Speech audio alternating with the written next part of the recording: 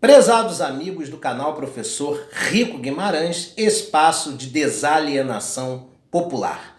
Roberto Jefferson, o talismã de Jair Bolsonaro. Esse é o tema do vídeo que eu vou apresentar a vocês, certo? Eu fiz um vídeo semana passada já antecipando a importância de Roberto Jefferson para essa recuperação política de Jair Bolsonaro. Algumas pessoas discordaram de mim respeitosamente, mas vocês estão vendo que eu tinha razão quando eu falei que desde que Roberto Jefferson apareceu para Bolsonaro, dali para frente, Bolsonaro veio num processo de reconstrução do seu capital político eleitoral. E eu vou explicar didaticamente o porquê disso, ok, gente? Antes eu vou pedir para você que já é inscrito no canal, que dê um like no vídeo para ajudar na recomendação dele para toda a audiência do YouTube. E você que está chegando agora, assiste o vídeo até o final e se achar que ele merece um like, eu vou ficar imensamente agradecido. Por que Roberto Jefferson é um talismã de Bolsonaro? Talismã é aquilo que empresta sorte, é aquilo que pode ser um objeto, pode ser uma pessoa, pode ser uma situação onde determinado indivíduo ele acaba tendo sorte, ele acaba absorvendo energias positivas, começa a se dar bem com aquilo que nós podemos chamar de talismã. E o Roberto Jefferson é o talismã de Bolsonaro. Tá? Às vezes eu fico pensando, eu faço vídeos analíticos aqui no canal, muitas pessoas não dão valor, elas gostam dos vídeos polêmicos. Mas passem a dar mais valor aos vídeos analíticos, porque quase tudo que eu coloco aqui acaba acontecendo. Eu falei, Roberto Jefferson se aproximou de Bolsonaro e desde que ele se aproximou, de lá para cá, Bolsonaro vem só conquistando vantagens político-eleitorais, certo? E muito do pragmatismo e posturas populistas do Bozo vem das orientações de Roberto Jefferson. Quer dizer, esse pragmatismo e esse populismo evidentes vem das orientações de Bob Jefferson para Jair Bolsonaro, tá? E com certeza no bojo de orientações de Roberto Jefferson para Bolsonaro está principalmente a postura de se distanciar de Olavo de Carvalho.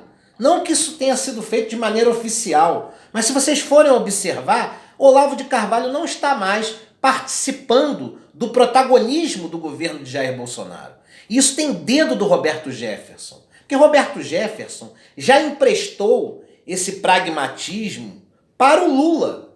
Sejamos justos. Quem aproximou o Lula da direita foi Roberto Jefferson, logo depois que o Lula foi eleito, lá em 2003, no primeiro ano de mandato dele. Claro que o processo de aproximação do Lula com a centro-direita começou antes, com a Carta aos Brasileiros, e ele viu a necessidade de dialogar com o empresariado para poder colocar a agenda progressista dele em favor do povo à frente. Porque o nosso sistema político é pútrido e depende do pacto pragmático de governabilidade, que é aquele pacto onde o governante, seja de qual linhagem política e ideológica for, ele estabelece uma relação com políticos que são estranhos à sua ideologia, à sua agenda. E ele precisa estabelecer esse pacto para conseguir governar, para conseguir aprovar leis, para conseguir ter sustentação no Congresso.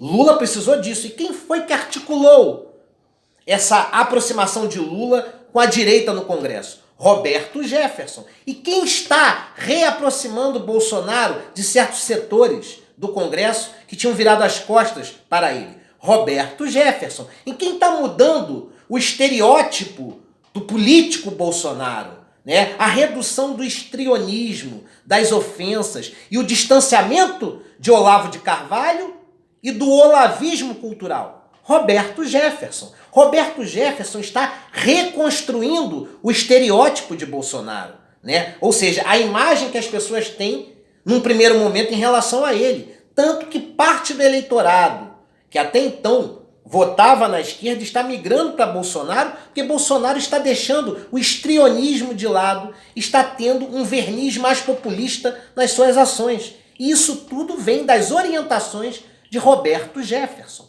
Isso é fato, ok? Então, veja que Bolsonaro ele cagou para os youtubers que foram presos, que estão sendo perseguidos, né, na ótica deles. Ele não tem utilizado de certos valores do olavismo cultural, não tem entrado em rota de colisão com aqueles que discordam dele. Ele tá o bozinho, paz e amor. E essa vestimenta populista é obra de Roberto Jefferson, ok? Outra coisa importante, não se pode subestimar Roberto Jefferson. Ele é um homem demasiadamente inteligente. Você pode discordar de mim, você que está assistindo esse vídeo, mas vejam, quando Roberto Jefferson aparece, seja para um político de esquerda ou de direita, acontece isso, tá? Um verniz populista, né? O político, ele evita entrar em rota de colisão, passa a ser mais racional e menos irascível e emocional. Vejam como o Bolsonaro está se portando.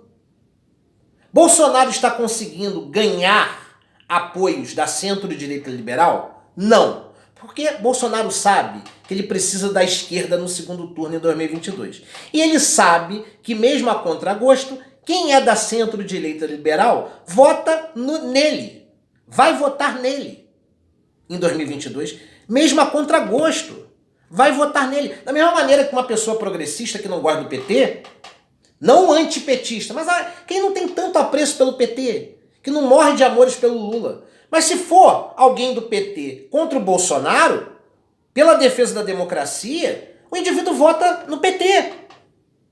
Porque ele pensa nas consequências da manutenção do protofascismo no Brasil.